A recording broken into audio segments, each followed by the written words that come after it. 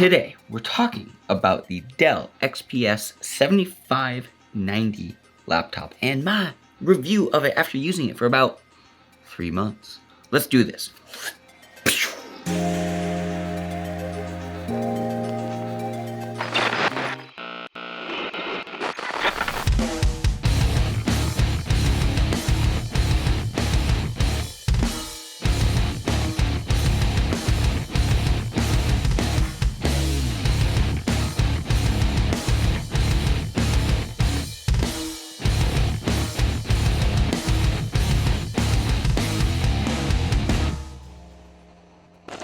So the reason why I showed you a little video edit instead of maybe some fancy B-roll of this laptop is because at the end of the day, when it comes to this laptop, it's just a tool for us to either create content or play games or do work or whatever else. So my review here is more or less going to be a user experience review rather than this crazy technical review, because at the end of the day, our experience of using the laptop is more important than the actual numbers itself. Granted, the numbers do mean something, but if the numbers don't necessarily reflect a positive experience, then it doesn't mean anything. So let's talk about the pros of the Dell XPS 7590 laptop. So the pros of this laptop are as follows. It looks great, really nice finish. It has an SD card reader. That is a huge thing for me, and as a traveling content creator, I don't want to have more dongles, so SD card reader, big plus. No broken keys after about 3 months of using it. I know that's a big issue with a lot of other laptops, and I've been using it quite a bit. Even though I have a big desktop, sometimes I'll just go to a Starbucks and do some editing on this instead, and I've had no issues, which is great because I don't want a broken tool. Next, it's light. It can fit into my camera bag, and it's only about 4.5 pounds, and I'll bring a mouse with me, so it's not all that bad. I know there's some bigger laptops out there with beefier specs, but for me, I need something that I can put in my camera bag and have no issues with getting from point A to point B with just one bag. I hate having multiple bags, and so far it's small enough where I can travel with it, but it is also big enough where I can do content creation on it. And that brings me to the display. The display is great. It is very, very rich and saturated and colorful, so to speak. I'm colorblind, so might not be able to see it to the same degree as some people, but so far the display is awesome.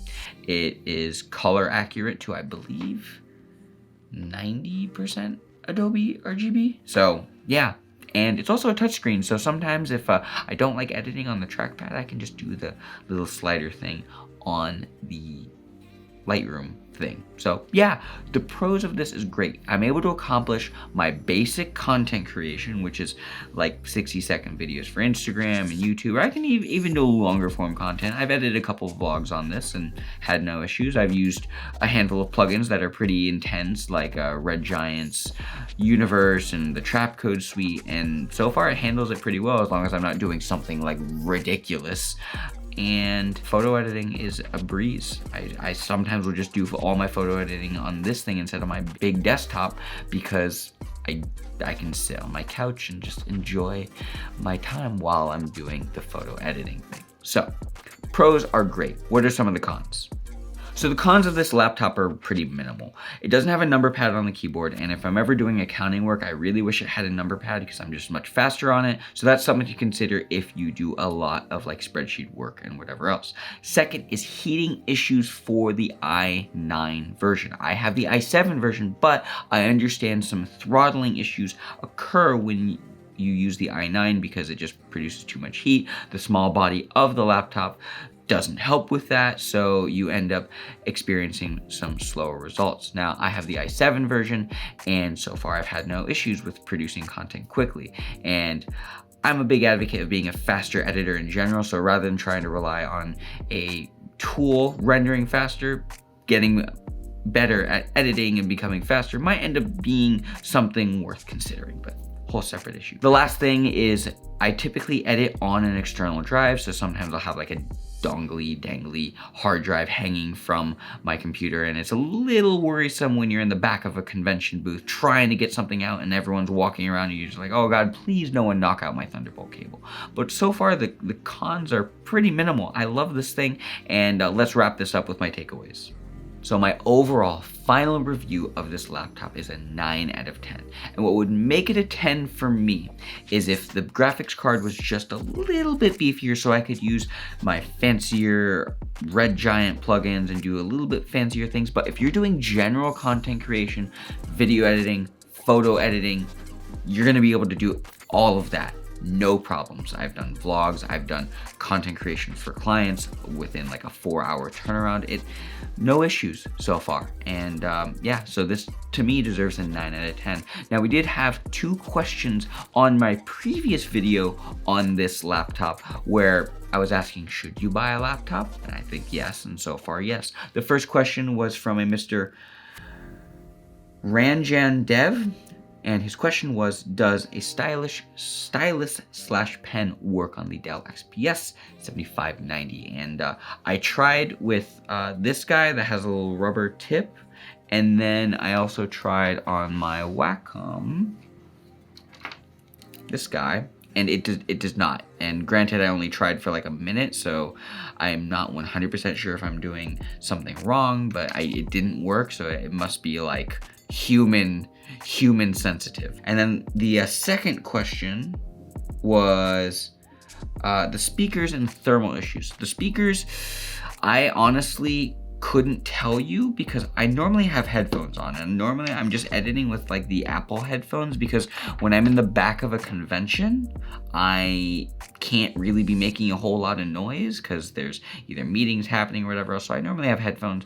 For the few times I have used the speakers just watching some YouTube videos, I'm not offended by it. So it gets the job done. I can hear the thing. It's not like it's a laptop. It's not going to be like the greatest speakers in the world, but hey, you can hear things. So, and then thermal issues. I've not had any thermal issues while I've been video editing. Granted, the content creation where I'm doing edits really quickly. Even though I'm using 4K footage and adding some GPU accelerated plugins like Red Giant's Universe, I don't have any issues with that. So thermal issues, not a big problem. And speakers, they work. So that's good enough for me. My user experience is overall positive. Like I said, 9 out of 10, and that is it. So I will leave you with that review of a 9 out of 10 on this laptop. And before I let you go, I just would like to celebrate with everyone. We, I think, are at 161 subscribers. No new ones, at least that are public. So if you share that information, then I will give you a quick little shout out and be like, hey, thanks for subscribing. So that is it. I hope you enjoyed this non-scientific review of the Dell XPS 7590, and I will leave you so you can have a wonderful rest of your week. Have a good one, and I will see you beautiful people in that next one. Bye. Where is my lens cap? Oh my god, do I have to use a coaster again? Okay, well, we're using a coaster again.